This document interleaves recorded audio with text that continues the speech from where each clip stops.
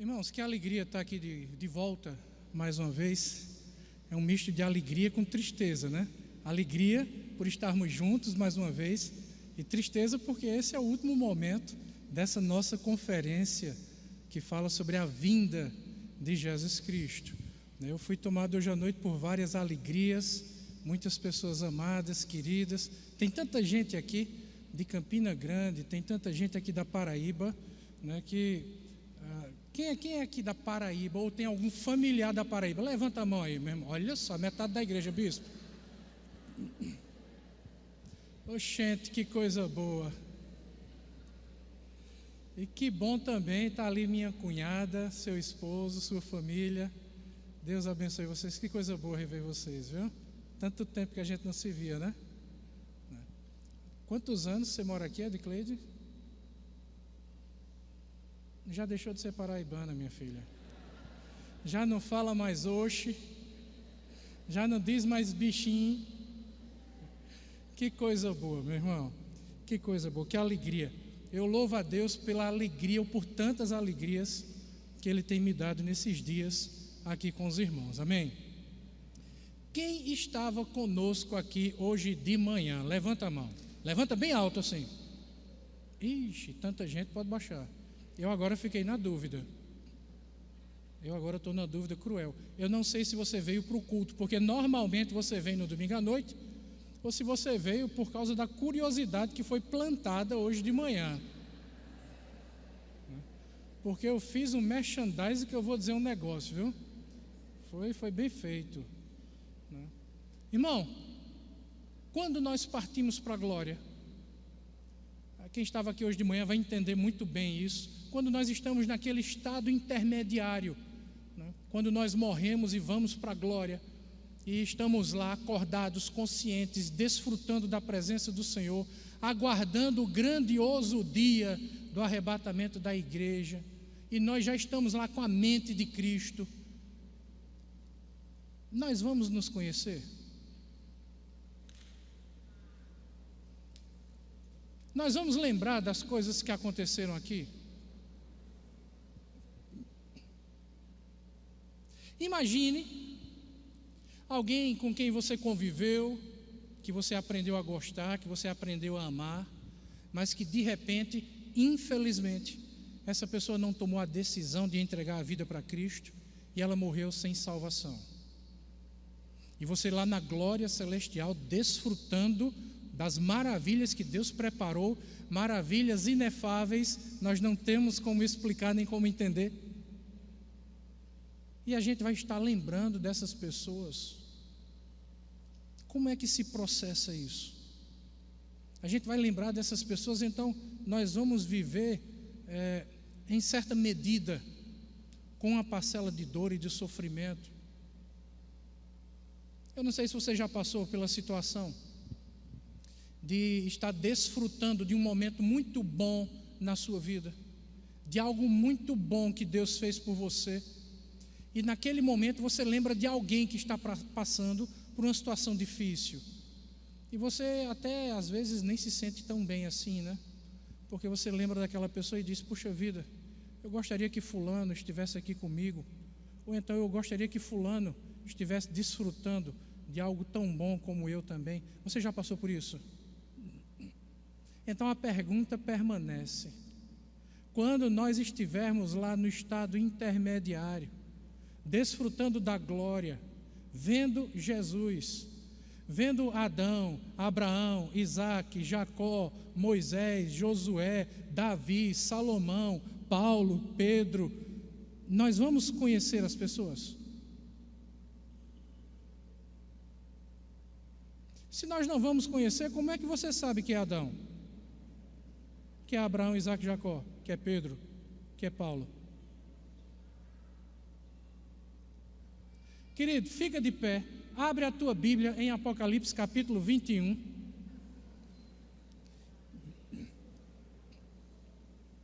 E a minha oração é que Deus desça fogo nesse lugar hoje à noite, na medida certa, para não incendiar a igreja. Apocalipse capítulo 21, nós vamos ler do versículo 1 até o versículo 8.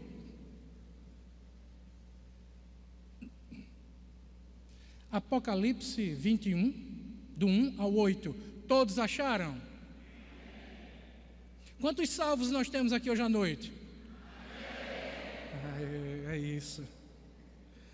Vi novo céu e nova terra, pois o primeiro céu e a primeira terra passaram, e o mar já não existe. Vi também a cidade santa, a nova Jerusalém, que descia do céu, da parte de Deus, ataviada como noiva, adornada para o seu esposo. Então, ouvi grande voz vinda do trono, dizendo: eis o tabernáculo de Deus com os homens. Deus habitará com eles. Eles serão povos de Deus, e Deus mesmo estará com eles. E lhes enxugará dos olhos toda lágrima, e a morte já não existirá. Já não haverá luto, nem pranto, nem dor, porque as primeiras coisas passaram. E aquele que está assentado no trono disse: eis que faço novas todas as coisas. E acrescentou: escreve, porque estas palavras são fiéis e verdadeiras. Disse-me ainda: tudo está feito.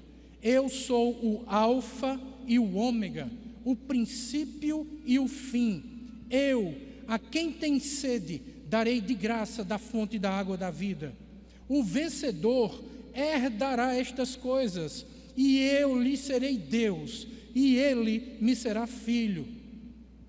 Quanto, porém, aos covardes, aos incrédulos, aos abomináveis, aos assassinos, aos impuros, aos feiticeiros, aos idólatras e a todos os mentirosos, a parte que lhes cabe será no lago que arde com fogo e enxofre, a saber, a segunda morte. Vamos orar? Pai, nós pedimos a Tua presença entre nós nesse momento, porque é para isso que nós estamos aqui. Nós não estamos aqui para ouvir teorias ou conhecer meras informações. Nós estamos aqui para ouvir a Tua doce voz, que fala como o som de muitas águas à nossa mente e ao nosso coração. Preenche o nosso espírito, aquece a nossa alma, incendeia nosso coração. Deus, eu te peço, se faça presente entre nós e nos faça perceber a Tua presença no meio da Tua igreja. Seja conosco, eu te peço, vivifica cada palavra, me ajude na utilização das palavras, na organização dos argumentos, para que eu desapareça e o Senhor seja glorificado nessa noite. Nos abençoe, Senhor. Oramos em nome do Teu Filho Jesus. Amém. Pode sentar e, por favor, permaneça com a sua Bíblia aberta. Irmão, você leu o texto junto comigo, não leu? Você prestou atenção em quantas vezes esse texto fala que Deus fará novas todas as coisas?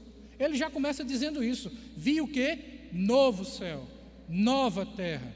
Pois o primeiro céu e a primeira terra aconteceu o quê? Guarda isso contigo. Essa verdade é repetida mais à frente. Versículo 5. Eis que faço novas todas as coisas. Ela é repetida mais uma vez adiante. Então, esse texto está falando o tempo todo que Deus vai fazer novas todas as coisas. Então, vamos falar da mente daquele que foi salvo e nesse momento está glorificado. Entenda uma coisa, a sua mente é uma mente nova. Esse é o ponto mais importante que eu quero que você entenda. Se você não entender isso, nós não vamos conseguir dar o segundo passo. Nós não conseguiremos passar para o próximo assunto. Entenda isso. Tudo será novo. Sua forma de ver as coisas será uma forma diferente. Sua forma de entender as coisas será diferente. As limitações com as quais você lida hoje não existirão. Tudo será novo. As coisas velhas já passaram. Eis que tudo se fez novo. Essa é a primeira coisa que você precisa entender essa noite. Nós, os salvos, não chegaremos na glória celestial pensando da mesma forma que pensamos aqui, enxergando da mesma forma que enxergamos aqui, entendendo do mesmo jeito que entendemos aqui. O nosso padrão será outro, a nossa essência, a nossa substância será outra. Ele fará novas todas as coisas, entenda isso. Então deixa eu começar a visitar alguns textos da Sagrada Escritura com você aqui hoje à noite. Aqueles que estão anotando, se quiser podem anotar, você nem precisa abrir nesses textos, mas eu quero citar esses textos para você. Eu quero falar sobre esses textos para você. Você lembra de Mateus capítulo 17?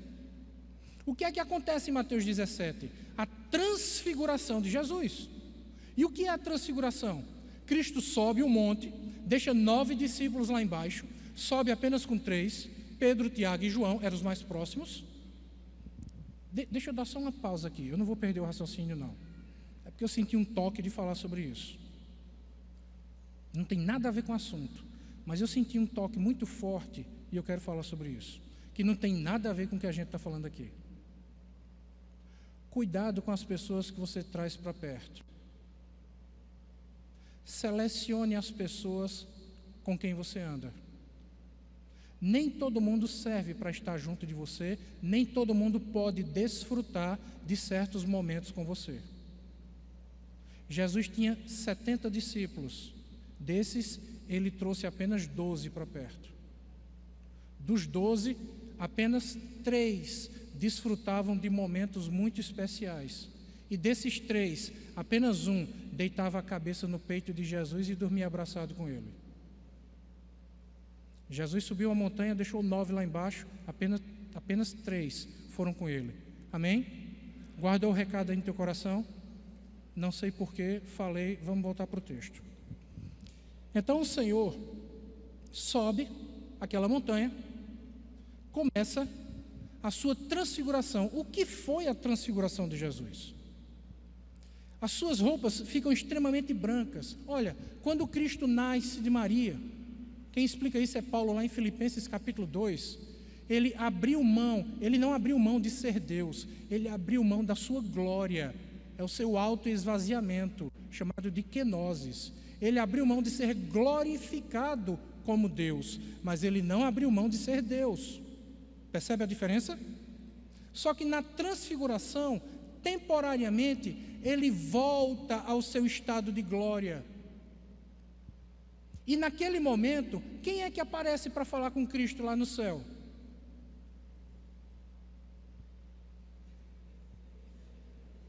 Vamos lá, gente, o pessoal que está fazendo seminário aí. Moisés e Elias. Como é que você sabe que era Moisés? Está escrito na Bíblia, joia. Mas quem é que estava lá vendo toda aquela cena e disse: Senhor, é bom nós estarmos aqui, vamos fazer 3 tendas, uma para o Senhor, outra para... Mas Moisés não tinha morrido e estava na glória? E naquele momento ele aparece para falar com Cristo, glorificado, e Moisés, estando na glória, continua sendo Moisés. Elias foi arrebatado ao céu, concorda comigo? Não experimentou a morte, mas mesmo tendo sido arrebatado, Elias já estava na glória celestial, concorda comigo? Mas ele não continuou sendo Elias? Moisés não deixou de ser Moisés, Elias não deixou de ser Elias. Ambos estavam conversando entre si. Moisés falava com Elias, Elias falava com Moisés, Moisés e Elias falavam com Cristo, Cristo falava com ambos. Eles se conheciam ou não? Na glória, Moisés continuava sendo Moisés e Elias continuava sendo Elias? Sim ou não? Quem aqui já leu Lucas capítulo 16? Quando Jesus Cristo conta a história, não é uma parábola, é uma história Por que não é uma parábola de rico e Lázaro? Porque nenhuma parábola possui substantivo próprio, nome de pessoa e nome de lugar. Quando é citado um substantivo próprio, nome de pessoa e nome de lugar, não é parábola, é uma história, é um fato. Então Jesus está relatando um fato, o fato que aconteceu com o rico e o fato que aconteceu com quem? Mas Lázaro não já tinha morrido? E ele continua sendo chamado por qual nome? E o rico que estava no inferno em tormentos, que pede um pouco de água, ele pede água para quem? Mas Abraão também não já tinha morrido? Não já estava no estado intermediário? E ele continuava sendo quem? Abraão. E Abraão conhecia Lázaro, e Lázaro conheceu Abraão, sim ou não? Eles se conheceram na glória celestial, sim ou não? Na presença de Deus, no estado intermediário, sim ou não? Curioso. Quando Jesus está na cruz, disse 7 frases. E uma dessas frases, Maria, a mãe da natureza humana de Jesus, está ali na frente dele, aos pés da cruz. João, o discípulo amado. E Jesus, naquele momento, com muita dificuldade. Eu não sei se você já estudou os aspectos científicos da crucificação de Cristo. É uma coisa absurda o que aconteceu com Cristo. O crucificado morria por asfixia. Então não imagine, Jesus falou 7 frases, não imagine que ele falou aquelas 7 frases com facilidade, com naturalidade, com a fluência com a qual eu estou falando aqui. Era mais ou menos assim, ele ficava pendurado na cruz, o corpo pendurado, comprimia o pulmão. Para ele poder falar, ele tinha que levantar o corpo em cima dos cravos que atravessavam os seus pés. Então era mais ou menos assim: Pai,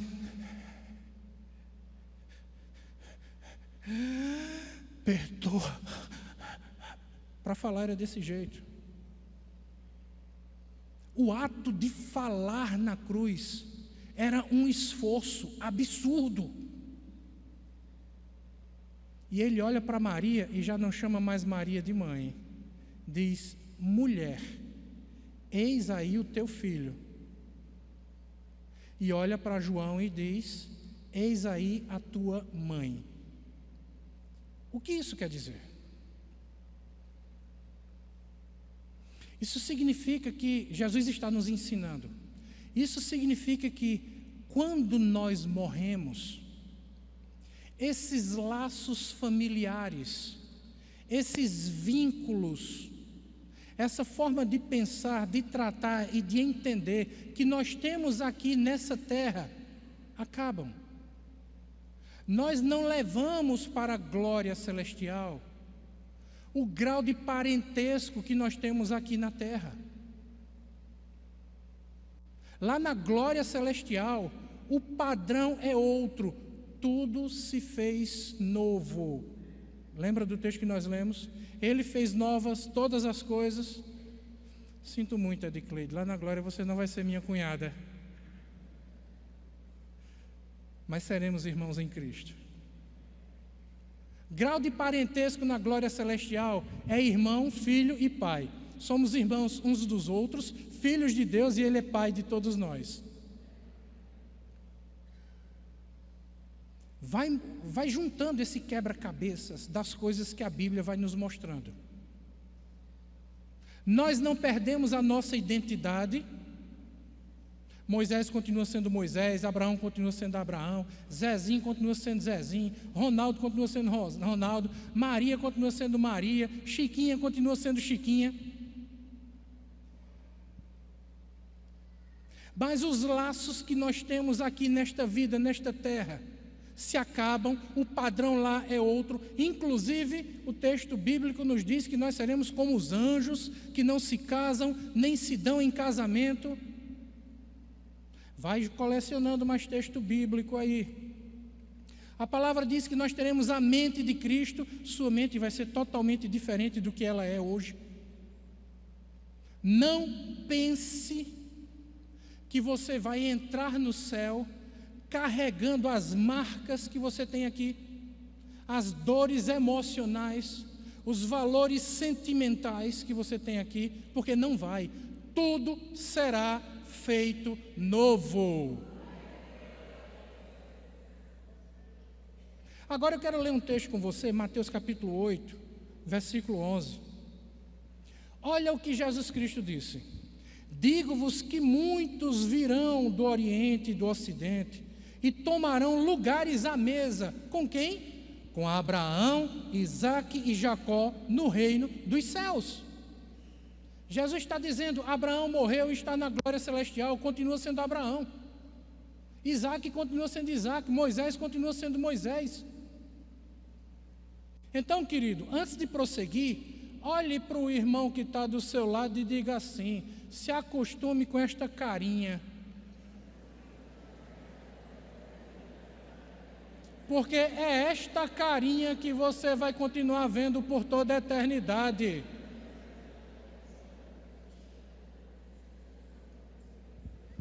Novo céu e nova terra.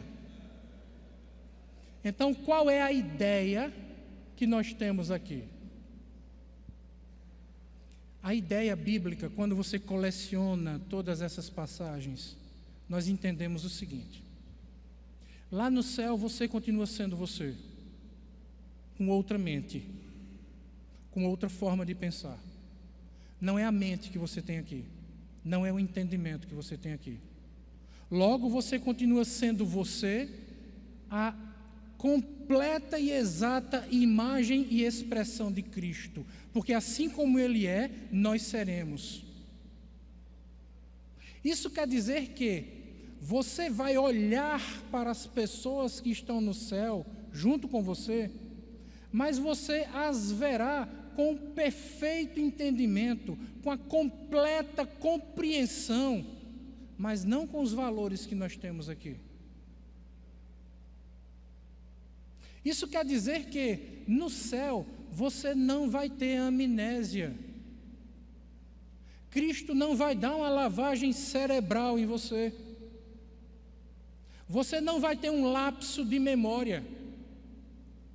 Você vai ter a mente de Cristo. Você vai lembrar de tudo o que aconteceu na sua vida. Você vai lembrar de todas as coisas que você viveu.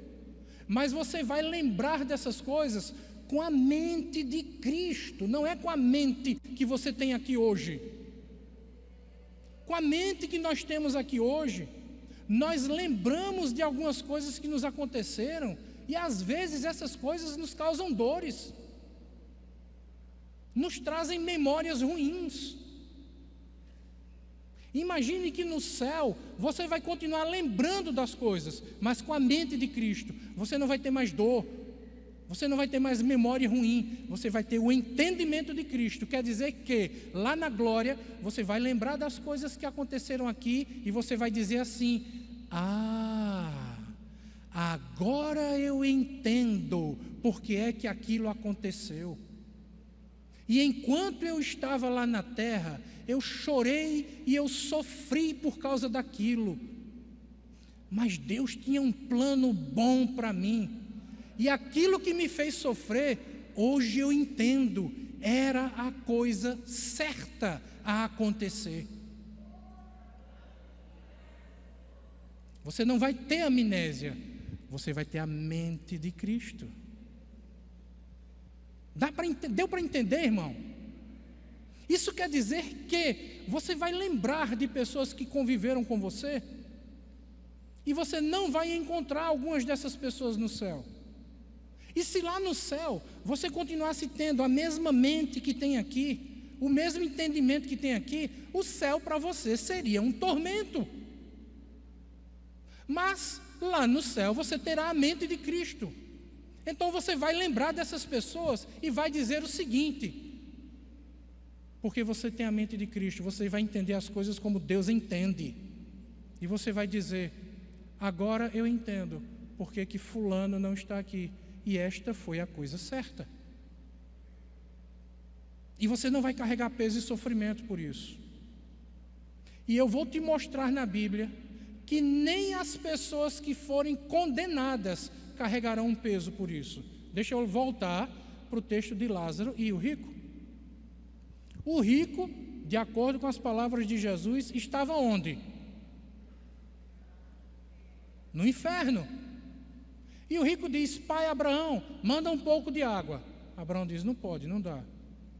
Então, pai Abraão, deixa eu voltar lá para pregar para os meus irmãos, porque eu não quero que meus irmãos venham para aqui onde eu estou. Não foi isso mais ou menos que aconteceu? Em algum momento, o rico disse: pai Abraão, me tire daqui, porque eu já sofri demais e eu não mereço estar aqui. Em algum momento ele diz isso? Em algum momento o rico olha para Abraão e diz: Abraão, essa minha condenação foi injusta. Em algum momento ele diz isso? Não. Por que é que você acha que a Bíblia diz que diante do Senhor todo joelho se dobrará? Entenda, a construção do texto, a língua portuguesa é muito boa. Os especialistas em linguística dizem que nós brasileiros e também os portugueses de Portugal, nós somos privilegiados. Por quê? Porque a língua portuguesa é o idioma que mais parece com o grego. Então nós temos uma tradução bíblica do grego para o português que é excelente. De todas as traduções dos idiomas que existem, nós somos os mais privilegiados. Nossa tradução em português é melhor do que a tradução bíblica em inglês, melhor do que a tradução bíblica em alemão, até mesmo em espanhol. Então perceba como o texto foi construído. Diante do Senhor, diante de Jesus, todo joelho se dobrará. O texto não diz que diante do Senhor todo joelho será forçado a se dobrar. Percebe a diferença? Isso quer dizer que todo joelho diante de Jesus vai se dobrar voluntariamente, espontaneamente. Satanás finalmente vai se dar por vencido. Jesus não vai dizer: eu obrigo vocês a se ajoelharem. Não.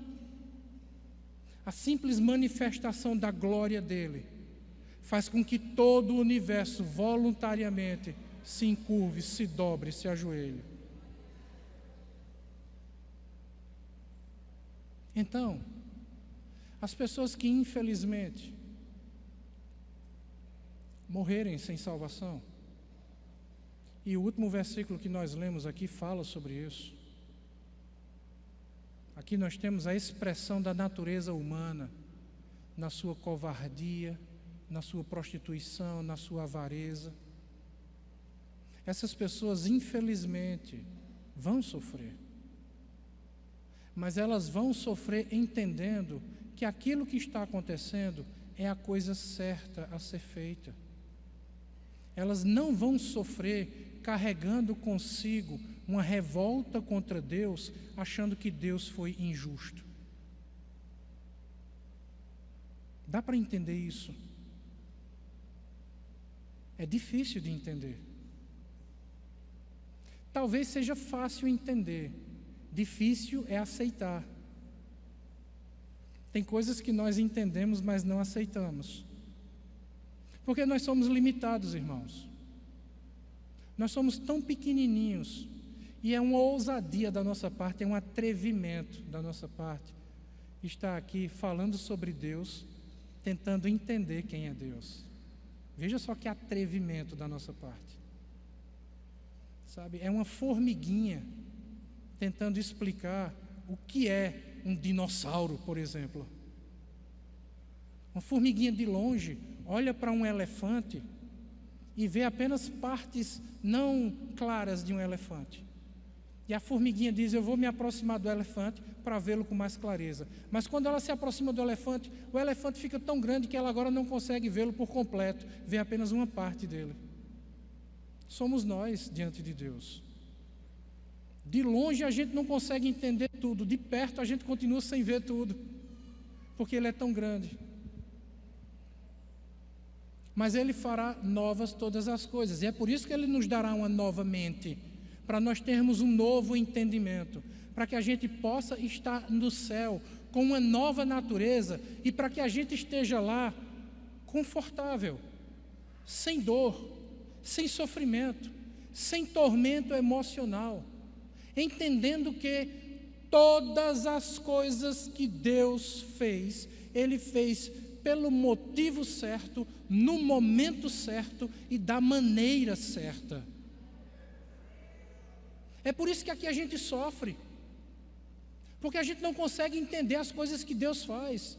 E é por isso que na nossa vida a gente questiona tanto: Senhor, por que que é assim? Senhor, por que que isso aconteceu? Senhor, por que é que foi desse jeito? E lá na glória não vai ser assim. Lá na glória é assim. Agora eu sei porque aconteceu. Foi do jeito certo. Agora eu entendo. Antes é que eu não entendi, agora eu estou entendendo. Está tudo certinho, está tudo no lugar. É assim mesmo.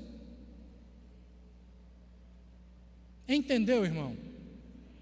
Amém? Se você não gostou, se você ficou com alguma revolta no coração por causa disso, eu vou me embora 3 horas da manhã, depois você resolve com os pastores aqui da igreja. Então, queridos, deixa eu mostrar algumas coisas aqui que são muito importantes nesse texto. No versículo 3, eu quero que você leia junto comigo. O apóstolo João diz assim: ouvi grande voz vinda do trono dizendo o quê? Eis o tabernáculo de Deus com os homens. E o que era o tabernáculo? Era uma construção, uma espécie de tenda portátil, uma coisa parecida com uma igreja montável, que Deus mandou Moisés fazer. A construção do tabernáculo ocupa a maior parte do livro de Êxodo, para que aquele lugar fosse construído como símbolo de adoração a Deus. E o tabernáculo foi montado e desmontado 40 vezes durante a sua peregrinação pelo deserto, até chegar em Shiló. Lá em Shiló ele é desmontado e é feito agora no tabernáculo de pedra, para que finalmente depois seja construído o templo em Jerusalém. Mas o que significa tabernáculo? É uma tenda? É uma casa? A palavra vem do hebraico Mishkan, que significa a residência. Era a residência de Deus entre os homens. Só que eu quero que você preste atenção nisso aqui, que isso é muito importante. Essa palavra, tabernáculo, Mishkan, ela tem uma raiz que dá origem a 2 outras palavras. Shachen, que significa vizinho. Ou seja, Deus não apenas está habitando no meio da humanidade, Ele é o teu vizinho. Ele está vizinho a você. Mas essa palavra, tabernáculo, também a sua raiz dá origem a uma outra palavra, Shekinah, que nós chamamos Shekinah. E Shekinah significa a morada de Deus, onde a sua glória se manifesta. O que isso quer dizer? Deus, quando fala com João, e João escreve o Apocalipse, ele está dizendo assim: eu vou habitar de forma gloriosa no meio do povo, eu vou estar do seu lado, eu serei seu vizinho, para onde você for, eu estarei, não tem mais quem separe a gente, e eu estarei ali de forma física, visível, palpável. Meu irmão, você vai poder abraçar Jesus, você vai poder ver Jesus, você vai poder ouvir Jesus, você vai poder tocar em Jesus.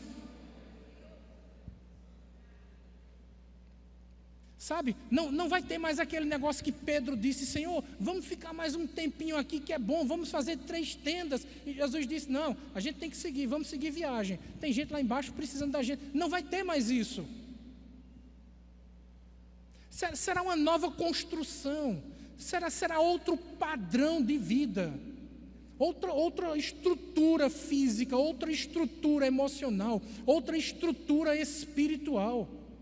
Meu irmão, é uma coisa que a gente não consegue entender com clareza. Perceba isso.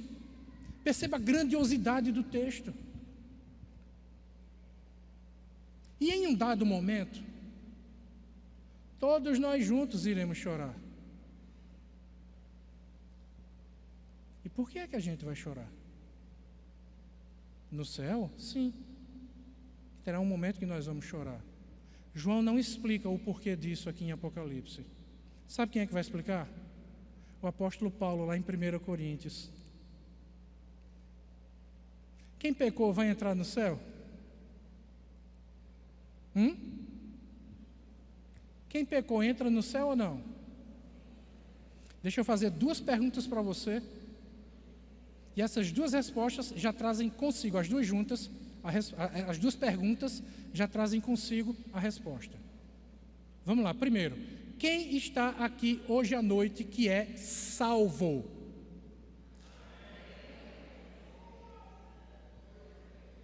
Pronto. Segunda pergunta, quem está aqui hoje à noite que não pecou hoje? Levante a mão.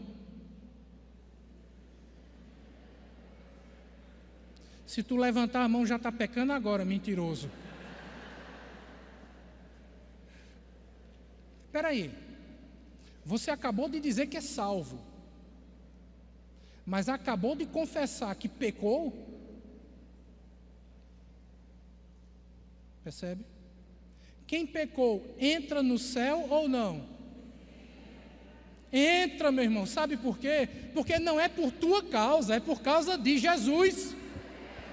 Não é pelo que você fez, é pelo que Ele fez por você. Não é pelas obras da sua mão, é pelas obras dEle, é a graça dEle, é a bondade dEle, é a misericórdia dEle, é o amor dEle. Por isso que você é chamado de amado.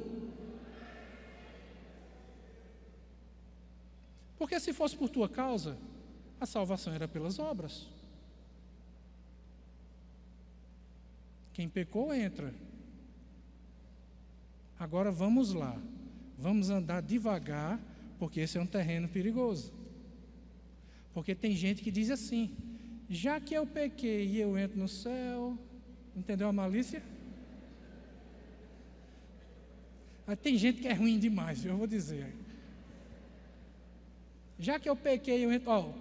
Pastor, aquele pastor lá de Campina Grande disse que,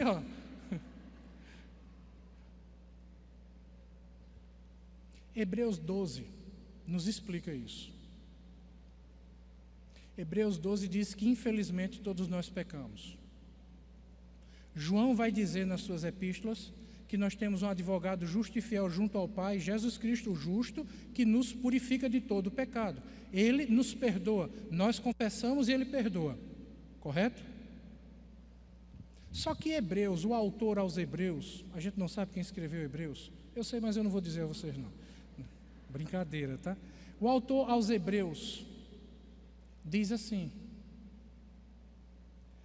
aquele que peca, Hebreus capítulo 12, aquele que peca e está sem correção, da qual todos nós temos nos tornado participantes, não é filho, é bastardo. Porque Deus açoita a quem ama e repreende a quem recebe por filho. Deus repreende a quem ama e açoita a quem recebe por filho. Isso quer dizer o quê? Quer dizer que infelizmente a gente peca. E é por isso que Paulo diz na Santa Ceia, 1 Coríntios 11, que nós devemos nos examinar e confessar os nossos pecados. Então, o Filho de Deus, infelizmente, peca. Mas ele não sente prazer no pecado. Ele não tem o desejo de arquitetar o pecado. E se ainda assim ele desejar pecar e continuar no pecado, se de fato ele é filho de Deus, prepare o lombo, como diz lá na Paraíba, porque o chicote vai descer. E se o chicote não descer, meu filho, é porque você não é filho, é bastardo. Crentes que estão na igreja, pintando e bordando. Tem essa expressão aqui, pintando e bordando? Tem? Tá. Crentes que estão na igreja, pintando e bordando, e não acontece nada com ele. Está tudo bem, continua prosperando, continua dando tudo certo. Querido, eu vim da Paraíba para dizer para você, tu não nasceu de novo.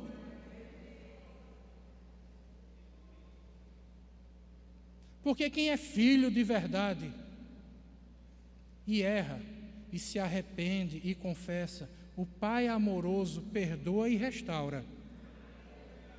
Mas quem é filho de verdade e quer brincar com a salvação, quer esticar a salvação, e acha que pelo fato de ser filho, tem a liberdade de continuar pecando, se é filho de verdade, vai ser açoitado. O que é que acontece em Lucas capítulo 15 com o filho pródigo? Me dá a parte da herança, foi para o mundo gastar dissolutamente, acontece o que com ele? Comeu o pão que o diabo amassou, e volta. E quando volta, o que é que o pai faz? Recebe, porque ele é um pai amoroso. Quem fica com raiva é o filho fariseu, que nunca saiu da igreja achando que é melhor do que ele.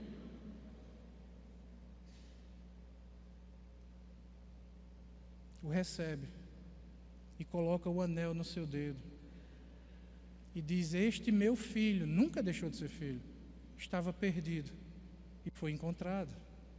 E mesmo o filho que estava no mundo, naquele estado calamitoso que ele estava, ainda assim, olha o grau de consciência dele: eu vou voltar para casa e vou dizer para o meu pai. Ele nunca perdeu a consciência de ter um pai.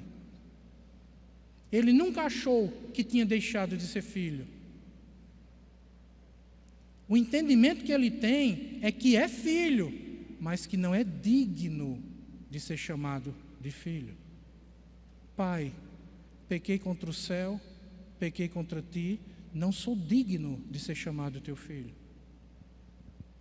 E ele volta, e ele diz isso para o pai, e ele é recebido. Então quem peca entra no céu? Entra. Ficou claro isso? Vamos dar agora um terceiro passo. Porque todos nós pecamos, uns mais, outros menos. Alguns se quebrantam, se arrependem, outros têm o lombo mais duro. Alguns são mais obedientes, outros são mais teimosos. E o apóstolo Paulo pinta um quadro ilustrativo para a gente entender algumas coisas. É como se lá na glória celestial, desculpe dar as costas, é temporário, tá? Eu sei que isso não é nem certo. Os professores de homilética dizem, quando eu estiver pregando, não dê as costas para o auditório. Mas eu vou dar, é temporário, só para ilustrar. Obrigado. O apóstolo Paulo diz em 1 Coríntios, capítulo 15, e também no capítulo 3, o seguinte: de forma ilustrativa, nós chegaremos à presença do Senhor, estaremos todos juntos. É esse momento que a gente chora, que está aqui em Apocalipse. Eu disse que quem explicava era Paulo. E todos nós juntos lá, estaremos de frente para o Senhor e vai ter assim um grande telão. E naquele telão vai passando as páginas, igual eu botei aqui. Mais ou menos assim, ó, passa página assim. Aí chegou a vez do bispo Rubem.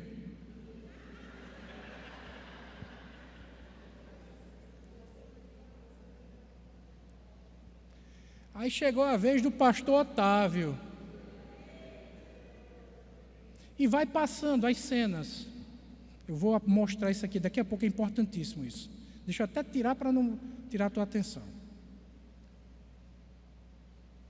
E o apóstolo Paulo diz o seguinte: haverá o julgamento das obras. Preste atenção como a maneira como o texto é construído. Não é o julgamento dos salvos, é o julgamento das obras dos salvos. O salvo não é julgado, ele já passou da morte para a vida. Quem são julgadas são as suas obras. As obras boas que você fez para a glória de Deus são comparadas com ouro, prata e pedras preciosas. As coisas ruins, erradas, pecaminosas que você fez são comparadas com madeira, palha e feno. E o juízo de Deus, de forma ilustrativa, é comparado ao fogo. Então, o que é que acontece com madeira, palha e feno quando você coloca no fogo? Queima e desaparece. E o que é que acontece com o ouro, com a prata, por exemplo, quando você coloca no fogo? É refinado e é melhorado. Então, esse é o julgamento das obras dos crentes. Está lá a vez do pastor Robson. Robson, lá não vai ter esse negócio de pastor não. Robson. Está lá a vez de Robson. Meu irmão, pode ter certeza, nessa hora, eu já vou caindo de joelho e chorando, viu? Já estou avisando. Ó, tá vendo como é a natureza humana? Tu fica rindo, né, meu irmão? Aqui a gente ri. Parece que a gente se alegra com a desgraça dos outros. Lá nós teremos outra consciência, meu irmão. Outra mente. Até isso vai ser diferente. Quando chegar a minha vez, eu já vou caindo de joelho ali chorando. E você está lá do meu lado. Ao invés de você ficar rindo, você já vai se aproximar de mim, bater no ombro e dizer: calma, meu irmão, vai passar, a gente está junto. E não se preocupe não, minha hora também vai chegar. Aí está lá o julgamento das obras de Robson, as coisas boas e as coisas ruins. As coisas ruins vai apagando. Se só tiver coisa ruim na minha vida, meu irmão, não vai sobrar nada. Qual é o galardão que eu vou receber?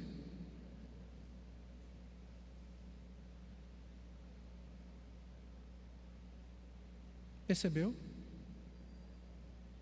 Por que é que muitos vão chorar? Porque, desculpe, eu não conheço vocês. Isso me dá até mais liberdade de falar. Porque o fato de não conhecer vocês, eu tenho certeza, você não vai tomar isso como pessoal. Você não vai achar que eu estou mandando recado para você, eu nem conheço a sua vida. Mas entenda, muitos vão chorar, sabe por quê? Porque eu vejo hoje à noite aqui uma igreja cheia. Cheia de pessoas que poderiam estar envolvidas e servindo a Cristo. E fazendo tantas coisas para o Senhor. E tanta gente que está aqui jogando a sua vida fora, se preocupando com coisas que não valem a pena. Construindo a sua vida à base de madeira, feno e palha. E pessoas assim, nessa hora, quando o juízo chegar, essas pessoas são salvas. Elas não vão perder a salvação. São salvas. Mas qual o galardão que essas pessoas vão receber?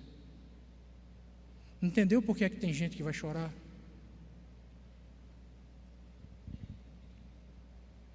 Vai haver um chororô no céu. As coisas boas que você faz, seus atos de sacrifício para a glória de Deus. Quando alguém bate numa face, você dá a outra. Quando alguém te chama para caminhar 1 milha e você vai 2. Quando você tem 2 túnicas e dá uma a quem não tem nenhuma.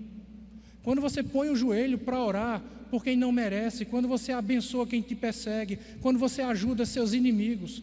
Você está juntando brasa viva sobre a sua cabeça.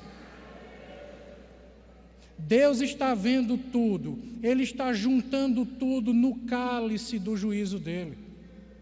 E nessa hora, a hora do telão, as coisas ruins apagam, só sobram as coisas boas, e essas coisas boas, pela graça de Deus, serão ainda mais melhoradas, aperfeiçoadas e transformadas em galardão. E Ele é tão bom que Ele virá com uma coroa para botar na tua cabeça, e de uma forma tão carinhosa e tão amorosa, Ele vai olhar nos seus olhos e vai enxugar cada uma das suas lágrimas. E apesar do que você fez, Ele vai dizer: daqui para frente é tudo novo.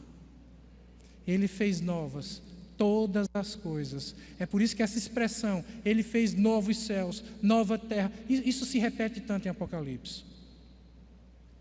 Irmão, deixa eu dar uma notícia para você.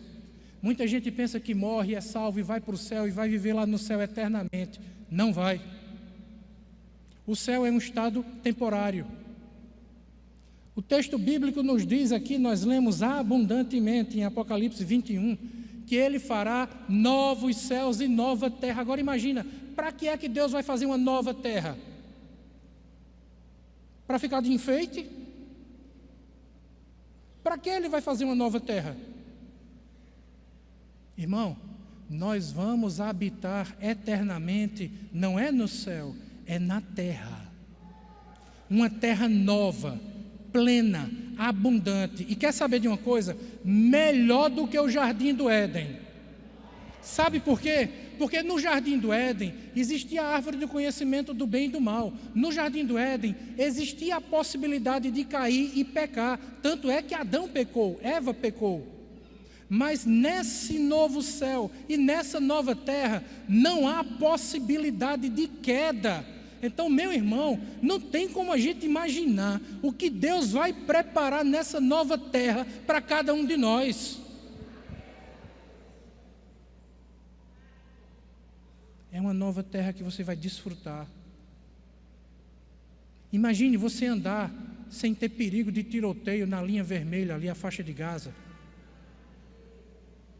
Imagine você caminhar sem ter perigo de haver um temporal, uma tempestade, chuva de granizo, um vento forte, destruir tudo.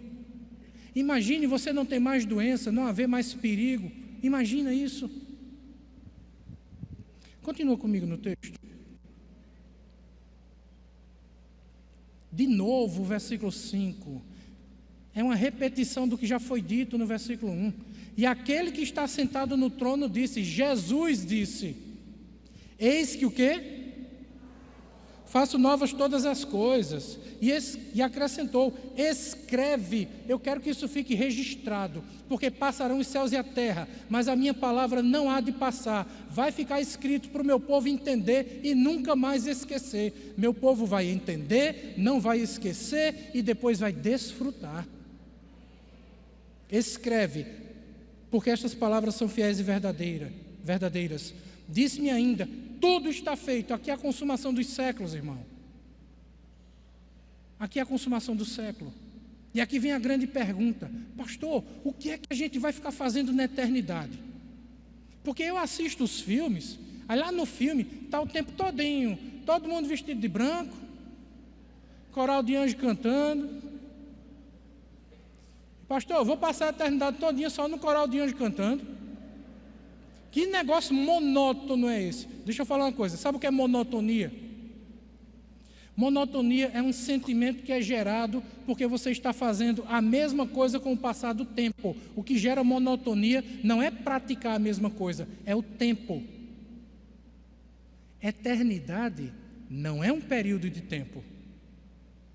Quando eu era novo convertido, eu fiquei com essa dúvida. Eu perguntei ao líder da juventude, meu irmão, o que é eternidade? Eu era aluno de engenharia civil, né? Então ele foi dar um exemplo matemático para mim. Ele disse, imagine uma reta em que você vai de menos infinito a mais infinito. Aí eu disse, legal, onde é que isso começa, onde é que isso termina? Esse é um conceito errado, esse é um conceito matemático. Eternidade não é uma coisa que você pode medir temporalmente. Eternidade não é algo mensurável, que vai de menos infinito a mais infinito. Eternidade é ausência de tempo. Eternidade é um padrão, é um estado que foi criado por Deus, que está fora desse sistema que nós estamos acostumados.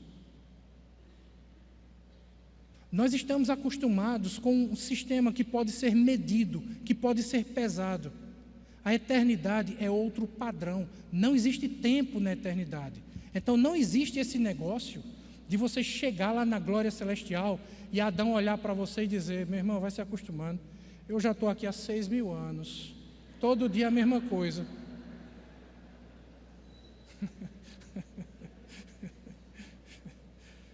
Não vai ter isso. Não há tempo na eternidade. Isso por si só já exclui essa ideia de monotonia. Não vai haver dia e noite essa medição de tempo. Por isso que Apocalipse diz que não haverá noite. Ele é o sol sentado no trono que nos ilumina.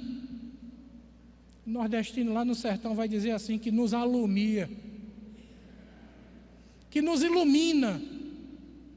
Entendeu? Meu irmão, você está conseguindo entender que quando nós falamos de eternidade, nós estamos falando de um padrão que está fora daquilo que nós conseguimos medir, pesar e entender.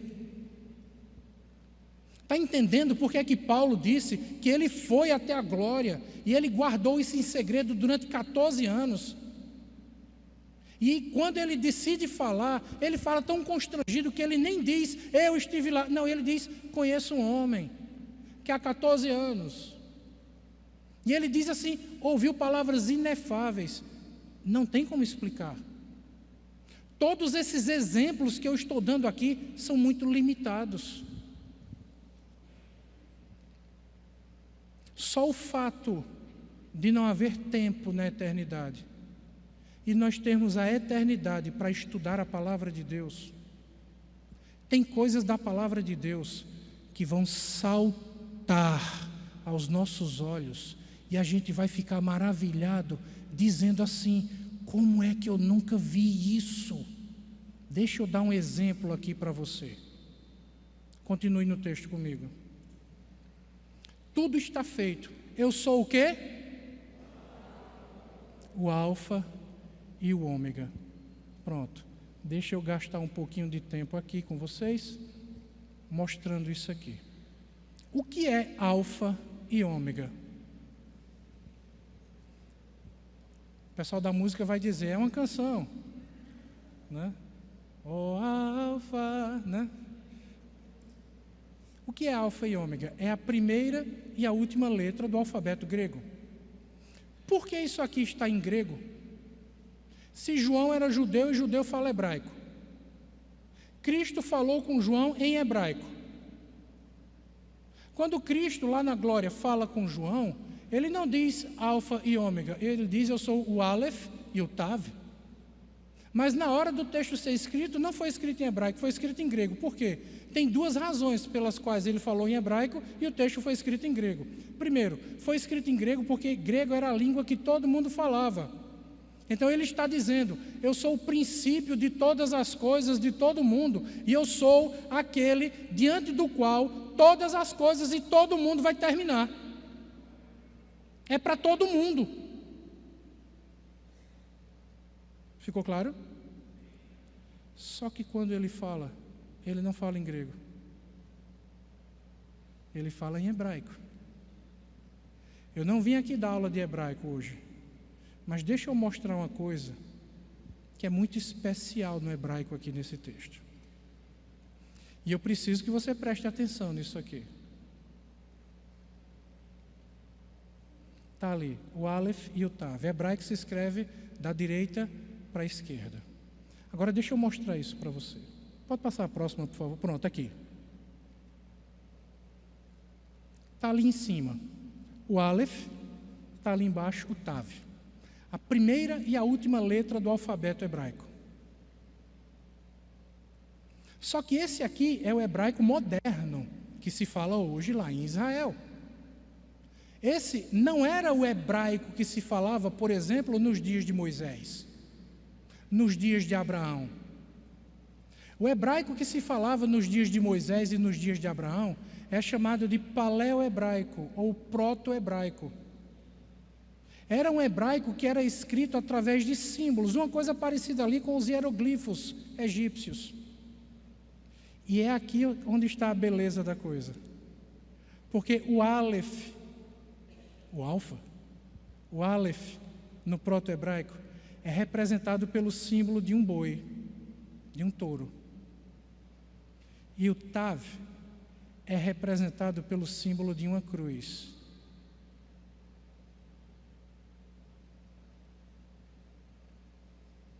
E esse touro, no proto-hebraico, dizem os especialistas, simbolizava Deus.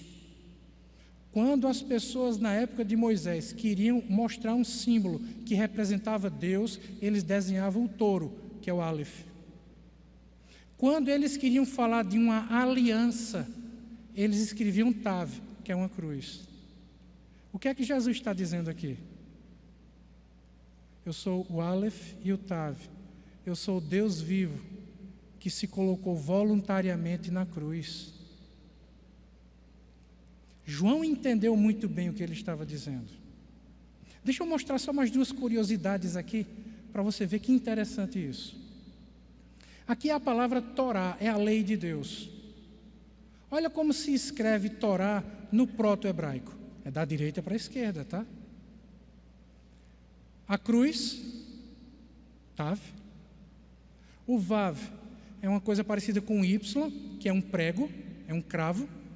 Depois nós temos o Resh, que é representado por um homem. E depois nós temos o Re, que é representado por um símbolo que parece um homem, mas é traduzido como adoração. Então, a lei de Deus, a palavra de Deus, se escreve como? Simboliza o quê? A aliança feita por um homem pregado, e você precisa adorar isso. Adore o homem que foi pregado numa cruz. Quer ver mais uma curiosidade? A gente podia brincar a noite toda aqui, né? Deixa eu mostrar só, pronto, aqui. Isso aqui é o nome sagrado de Deus. Quando o Senhor se manifesta para Moisés na sarça ardente, Moisés pergunta: tudo bem, eu vou lá falar com o povo, mas eu não sei nem teu nome, como é que o Senhor se chama? E ele diz: diga ao povo que eu sou o que sou. E o que é eu sou? O judeu não pronuncia esse nome, ele diz é o nome impronunciável. Ele diz que perdeu a pronúncia correta desse nome de Deus durante o cativeiro babilônico. Nós chamamos de Yahweh, Yehová, Jeová, que é chamado tetragrama. É assim que se escreve o nome que Deus disse para Moisés que tinha. Yod, Re, Vav, Re. E como é que se escreve isso no hebraico da época de Moisés, da época de Abraão? Uma mão, mais uma vez a figura de um homem que significa contemplar, adorar, o prego e mais uma vez contemplar. Isso quer dizer o quê? Estenda suas mãos para adorar aquele que foi colocado num prego, aquele que foi encravado. É por isso que o texto de Apocalipse diz que quando Jesus voltar, eles olharão para aquele a quem traspassaram e o adorarão. Você já viu isso em Apocalipse? Olharão para aquele a quem traspassaram e o adorarão. Está tudo escrito, gente.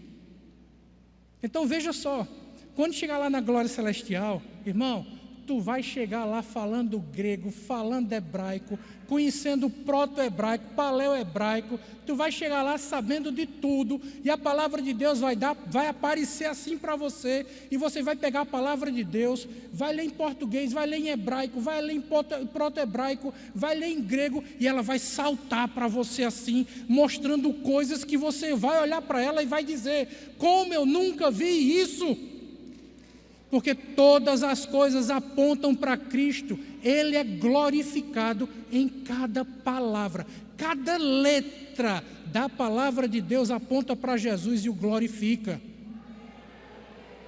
Por isso que ele diz em Apocalipse: ninguém acrescente, ninguém tire.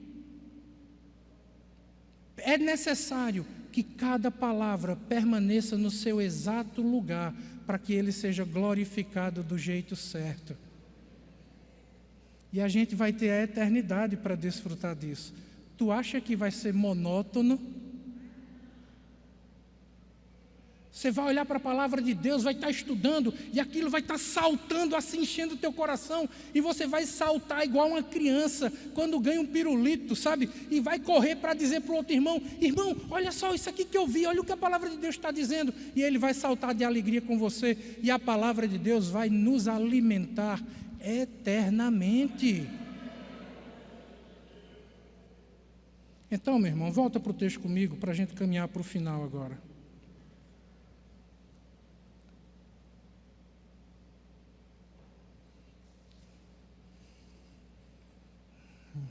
Versículo 5 até o 7. Perdão, 7. Versículo 7. O vencedor. Quem é o vencedor? Eu quero passar um dever de casa para você. Uma tarefa de casa. Leia o Evangelho de João todo. Leia as cartas de João. E leia o Apocalipse. Marcando e escrevendo num papel todas as vezes que a palavra vencedor aparece. Vencedor e seus derivados. Aquele que vencer, o que venceu, o vencedor, e escreva lá. Sabe o que é que você vai descobrir? Vai descobrir que essa palavra vencedor é um sinônimo de filho de Deus. Deus olha para você e te vê como um vencedor. Por isso que eu brinquei, né? Quem quer receber a vitória? Um monte de gente leva, vem hoje de noite, você vai receber a sua vitória. Sua vitória será dada hoje à noite, está aqui. Deus fez de você, por causa de Jesus, um vitorioso, um mais do que vencedor. Você não foi chamado por Deus para perder. Você não foi chamado para ser derrotado. E aquilo que aos nossos olhos, a partir da nossa perspectiva humana, parece uma derrota, quando tu chegar lá na glória, com a mente de Cristo, você vai olhar e vai entender isso como um livramento, uma formação e uma estruturação para a sua vida. Deus estava construindo algo valioso na sua vida, através daquilo que hoje você acha que é uma derrota, mas não é. Você é mais que vencedor. Você é um vitorioso, por causa daquele que te chamou, daquele que te amou primeiro. Então, quando ele diz, ao que vencer, ele está dizendo o seguinte, ao meu filho, àqueles que são salvos, estes herdarão estas coisas. Eu serei o seu Deus, e ele me será filho. Veja só o que o texto está dizendo. Ele te ama como um pai ama profundamente o seu filho. Ele te ama como ninguém jamais amou e jamais vai amar. Por isso que Jesus disse, Pai, daqueles que me deste, nenhum deles se perdeu.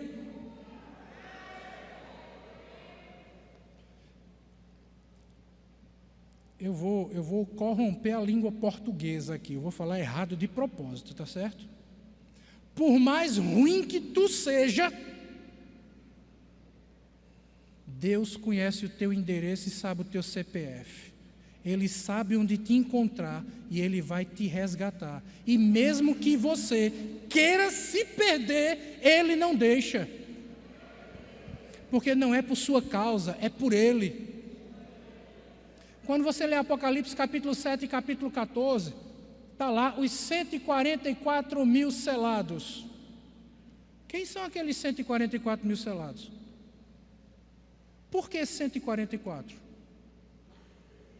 Na simbologia bíblica, na simbologia especialmente do Apocalipse, que é representada através de números, de animais e de alguns objetos, 1000 é o símbolo daquilo que é completo. 12 é o número do povo de Deus. Nós temos 12 tribos no Antigo Testamento, que representam o povo de Deus da Antiga Aliança. Nós temos 12 apóstolos no Novo Testamento, que representam o povo de Deus da Nova Aliança. Quanto é 12 vezes 12? Vezes 1000, que é completo. Dá quanto? 144 mil. Sabe o que isso quer dizer? Desde Adão e Eva, até o último dia da história da humanidade, Deus não vai perder nenhum.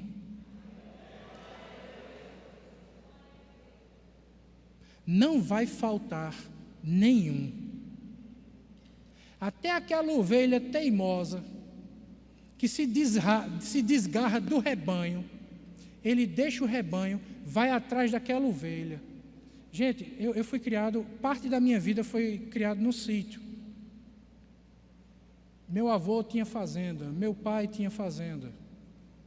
Então eu estava lá na fazenda o tempo todo. Hoje eu entendo, às vezes eu não gostava, meu pai mandava fazer alguns trabalhos, meu avô também. Às vezes eu ia até reclamando, mas hoje eu entendo. Parece que Deus estava me formando através daquilo.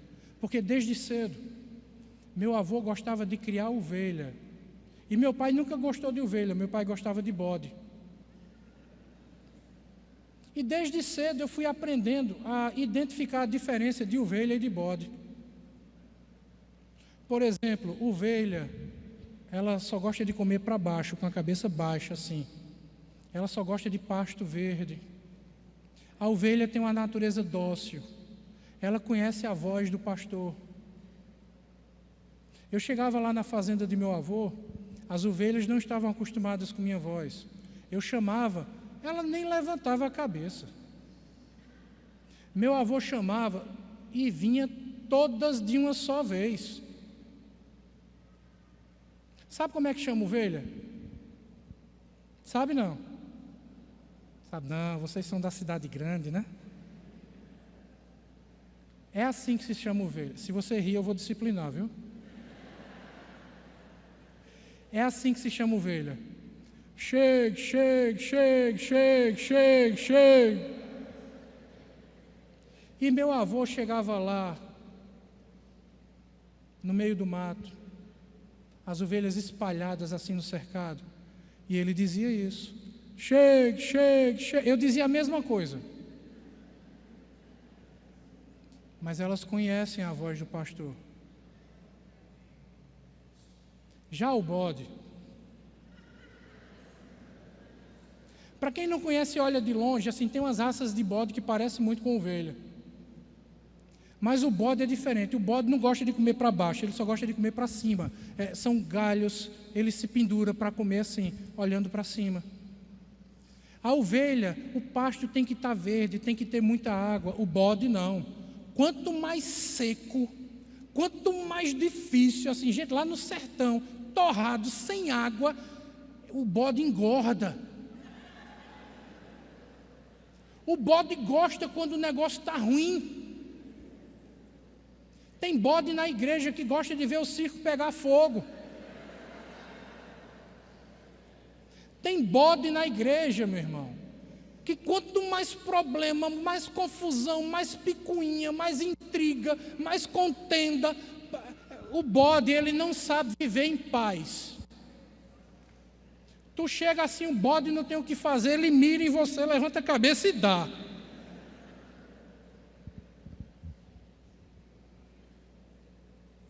A ovelha não.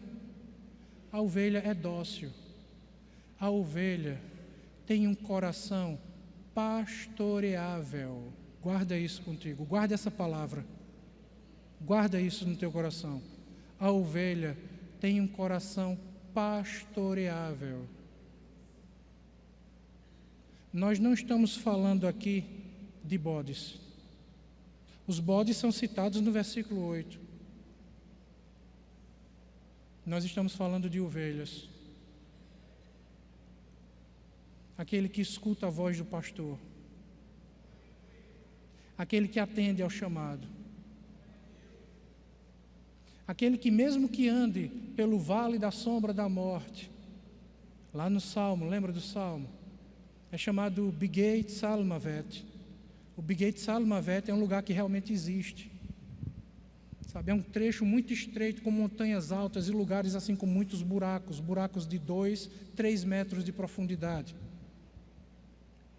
E a ovelha está passando por ali com o pastor, e é por isso que a vara e o cajado consolam. Porque quando a ovelha cai no buraco, o pastor usa o cajado, é aquela madeira encurvada.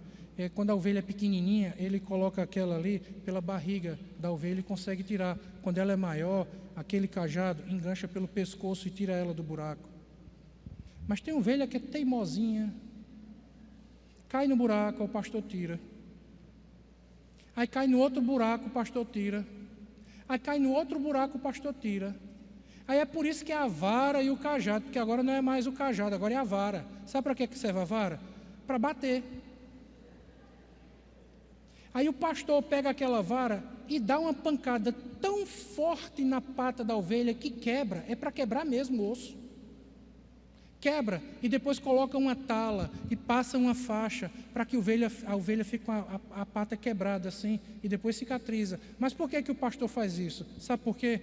Porque a ovelha, quando está com a pata quebrada, ela sente a necessidade de proteção. E agora ela não se afasta mais do pastor. Para onde o pastor vai, ela vai atrás. A tua vara e o teu cajado me consolam. Você que decide qual o consolo que quer receber. Guia-me mansamente a pastos verdejantes e a águas de descanso.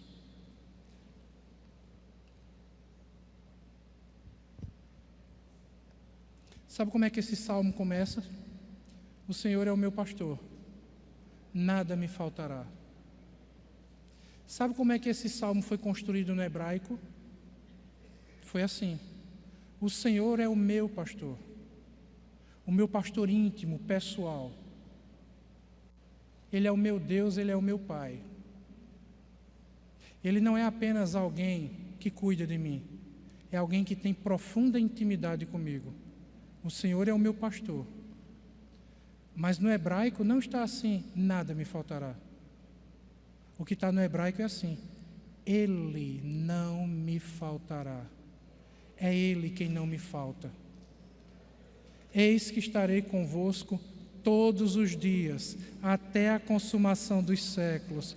O vencedor, ele será meu filho. Eu serei para ele seu Deus, e nós estaremos para todo sempre juntos, desfrutando desse novo céu, dessa nova terra, com uma nova natureza, com uma forma diferente de enxergar, com um entendimento diferente, sem limitações intelectuais. Nós teremos a mente de Cristo, porque assim como Ele é, nós seremos. Assim como Ele nos vê, nós o veremos. Amém, meu irmão?